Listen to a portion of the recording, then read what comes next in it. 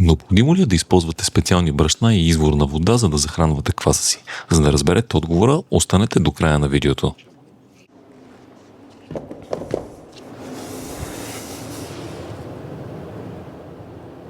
Време е да нахраня домашните любимци Бредли Купър и Ави, които са доста гладни, но това не е голям проблем, тъй като ще пека чак след 1-2 дни. Ави съдържа равни количества пълнозърнесто брашно и бяло брашно.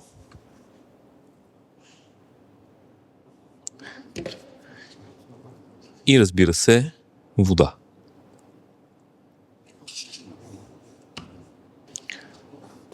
Към него добавям и малко от стария квас, след което разбърквам, за да съм сигурен, че брашното се е хидратирало добре. Обирам хубаво стените на съда.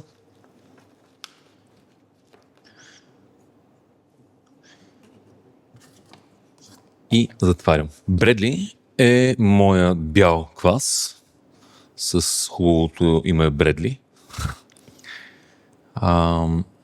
който съдържа само бяло брашно, тип 500 класик, вода от чешмата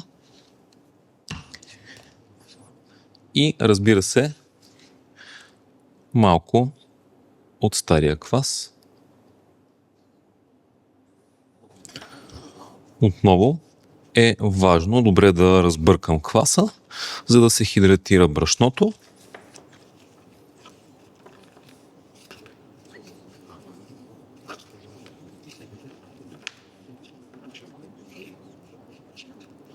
Обирам хубаво стените, за да не остане сухо брашно.